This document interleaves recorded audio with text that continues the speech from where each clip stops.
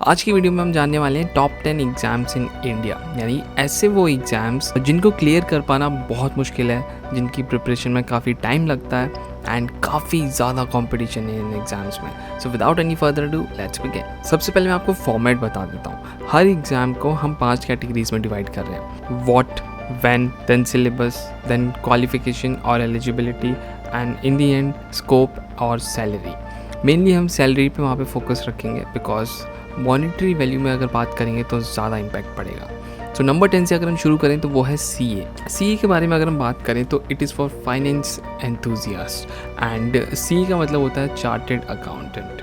अब आपको यहाँ पे ये बात देने की ज़रूरत है कि जो एक CA होता है वो accounting, auditing, taxation and financial assessment ऐसी चीज़ों को प्रैक्टिस करता है एंड इन्हीं सब में अपना करियर बिल्ड करता है। CA जो है वो ICAI के द्वारा सर्टिफिकेशन प्रोवाइड कराया जाता है। CA के 3 लेवल्स होते हैं जो कि आपको CA बनने के लिए क्लियर करने पड़ते हैं। Number 1 CA foundation, then CA intermediate and then CA final. अब हम चलते हैं व्हेन। ये एग्ज़ाम साल में 2 बार होता है, नवंबर एंड मई। अब हम बात करते हैं सिलेबस की। आप जैसे कि देख सकते हैं CA फाउंडेशन में है हमारे 4 subjects: principles and practices of accounting, then business law, then business mathematics and business economics. ये सारे 100 मार्क्स ईच के होते हैं। टोटल 400 मार्क्स का ये पूरा एग्ज़ाम होता है। Next we have CA intermediate. इसमें अगर आप देखेंगे तो accounting, corporate, cost accounting, taxation, auditing, enterprise, advance, financial management, ये सारे एग्जाम्स होते हैं। एंड जस्ट लाइक बिफोर ये भी 100 मार्क्स का हर सब्जेक्ट होता है एंड ये 800 मार्क्स का टोटल एग्ज़ाम होता है। In the end we have CA final, जहाँ पे आपका financial reporting, strategic financial management, corporate laws, advance auditing, strategic cost management, electives जो आप चूज़ करते हैं subjects, then direct tax laws and indirect tax laws. यहाँ पे 100 मार्क्स ईच एंड 800 मार्क्स का टोटल पे। तो ये हो गई सिलेबस की बात। अब हम बात करते हैं क्वालिफिकेशन या फिर एलिजिबिलिटी क्राइटेरिया की। तो इसमें आपको ध्यान देने की ज़रूरत है कि foundation course total CA clear करने के लिए आपके पास 2 रूट होते हैं। एक होता है आप 12th के बाद सीधा क्लियर कर सकते हैं, इसको हम बोलते हैं फाउंडेशन कोर्स। एंड एक तरीका होता है डायरेक्ट एंट्री, उसमें आपको आफ्टर ग्रेजुएशन ही आप एलिजिबल होते हैं। इन दी एंड अगर हम बात करें सैलरी की तो जो एवरेज सैलरी CA की होती है इंडिया में वो है 10 लाख से 30-40 लाख के बीच में। यानी एक मिनिमम अगर हम ले तो वो 10 होगी एंड अगर मैक्सिमम हम जाए तो वो 30-40 लाख एवरेज होती है। नंबर 9 पे अगर हम बात करें तो है क्लैट, यानी कि common law admission test. Common law admission test है, ये एग्ज़ाम ऑर्गेनाइज करवाया जाता है NLU के द्वारा, यानी कि नेशनल लॉ यूनिवर्सिटी। ये जो एग्ज़ाम है ये कंडक्ट होता है LLB और LLM के डिग्री कोर्सेज़ के लिए। इसमें ये एग्ज़ाम जो है ये वंस इन अ ईयर होता है, बट 2022 में शायद 2 बार होगा because of the pandemic going on. Then we have syllabus में अगर हम बात करें क्लैट की तो we have English language, current affairs, legal reasoning, logical reasoning and quantitative techniques. Current affairs में आपको ध्यान देना होगा कि वहाँ पे जनरल नॉलेज भी पूछी जा सकती है। नेक्स्ट अगर हम बात करें क्वालिफिकेशन और एलिजिबिलिटी की क्लैट के लिए, कोई इसमें अपर एज लिमिट नहीं है। 45% आपके एग्रीगेट मार्क्स होने चाहिए 10+2 में and this is for general category. वहीं पे 40% आपके एग्रीगेट मार्क्स होने चाहिए for SC and ST categories. Salary की अगर हम बात करें तो एवरेज सैलरी जो एक क्लैट एग्ज़ाम क्लियर करके जो लॉयर बनता है उसकी 8.5 lakh per annum. UGC NET यानी कि university grants commission national eligibility test, ये एग्ज़ाम होता है for assistant professor, junior research fellowship, assistant professor in Indian universities. अब आपको यहाँ पे ध्यान देने की ज़रूरत है कि ये जो एग्ज़ाम है ये साल में 2 बार होता है, जून एंड दिसंबर। जो उसका सिलेबस है वो है teaching aptitude, research aptitude, comprehension, communication, mathematical reasoning, logical reasoning, data interpretation, information and communication technology, people, then development and environment and higher education. ये सारे सब्जेक्ट्स होते हैं, इसमें से क्वेश्चंस पूछे जा सकते हैं। नेक्स्ट अगर हम बात करें एलिजिबिलिटी की, मैक्सिमम एज जो है वो है 31 for junior research fellowship and वहीं पे जो आपकी असिस्टेंट प्रोफेसर के लिए अगर आप एग्ज़ाम दे रहे हैं तो उसके लिए कोई एज बार नहीं है।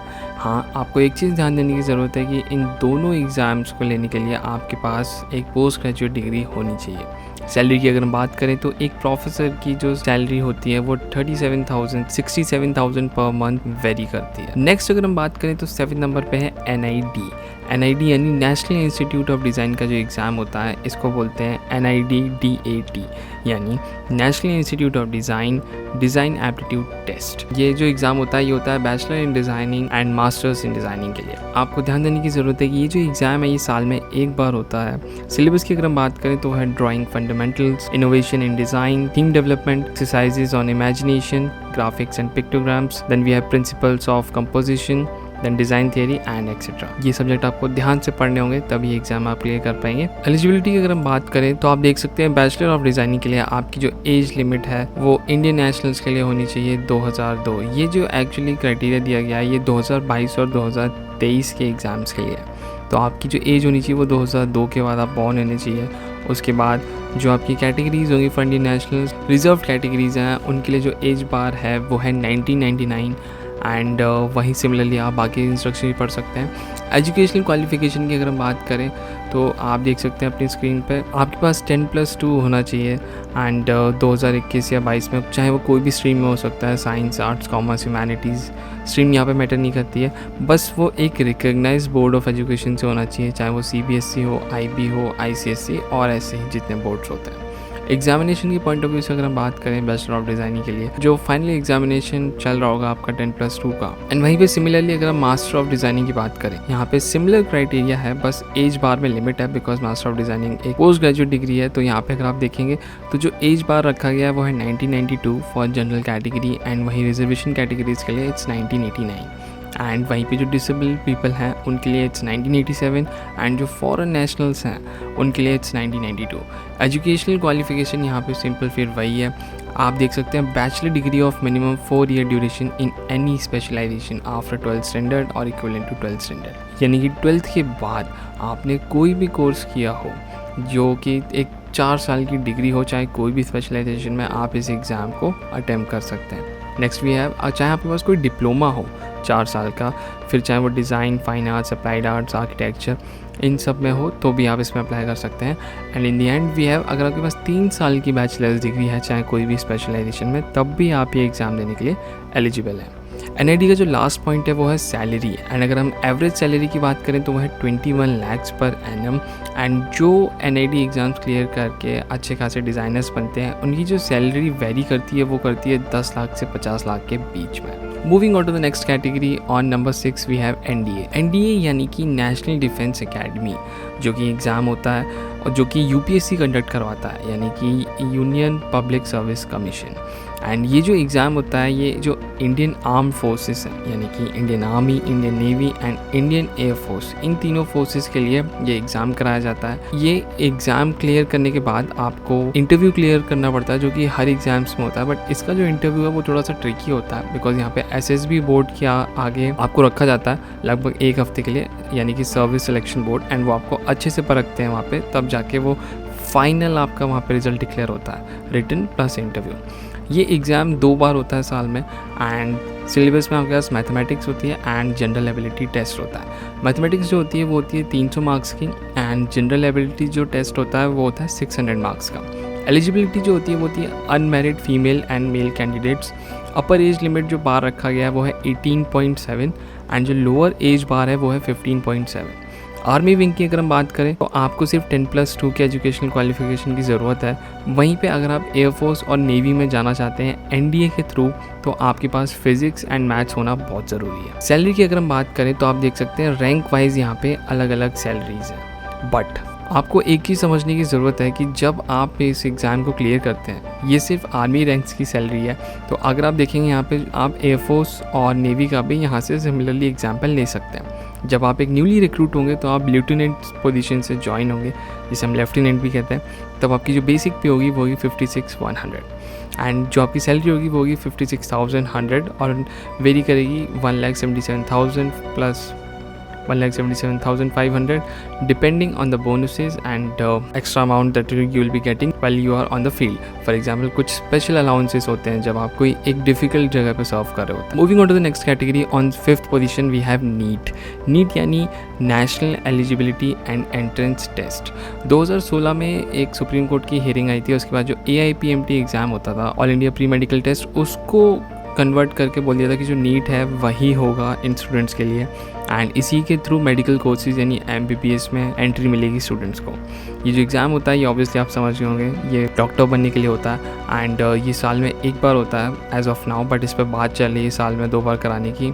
सिलेबस जो है वो इसका सिंपल है, आपके पास 11th-12th में फिजिक्स केमिस्ट्री बायो होनी चाहिए एंड अभी एज़ पर अगर हम एलिजिबिलिटी की बात करें तो 12th पास होना चाहिए PCB के साथ, कोई मैक्सिमम एज लिमिट नहीं है आपके पास यहाँ पे। एंड अगर हम सैलरी की बात करें तो जो एवरेज सैलरी है वो एक डॉक्टर की वो है 60,000 पर मंथ एंड जो वेरी करती है 1.5 लाख से 18 लाख पर एनम के बीच में। अब मुझे नहीं पता है कितना सच है, बट आप अपने फैक्ट्स वेरीफाई कर सकते हैं एंड अगर आपको पता है कि कुछ और है सैलरी तो please comment below. Moving on to the next category we have CAT यानी कॉमन एडमिशन टेस्ट, जो कि मैनेजमेंट कोर्सेज यानी MBA के लिए एग्ज़ाम होता है जिसको IIM कंडक्ट करवाता है यानी Indian institute of management. And हर साल अलग अलग IIMs को अपॉर्चुनिटी मिलती है ये एग्ज़ाम कंडक्ट कराने की। तो टोटल 20 IIMs हैं अपने इंडिया में एंड जिनमें से कोई भी IIM कोई भी साल का कैट ऑर्गेनाइज करा सकता है। नाउ अगर हम एग्ज़ाम के बारे में बात करें तो साल में एक बार होता है। इसका जो सिलेबस है वो है quantitative aptitude, verbal ability, reading comprehension, logical reasoning and data interpretation. इसकी जो एलिजिबिलिटी है वो है कोई भी इंसान जिसके पास एक बैचलर्स डिग्री हो, चाहे वो कोई भी डोमेन में हो, इट डजंट मैटर आपके पास कौन सी डिग्री है।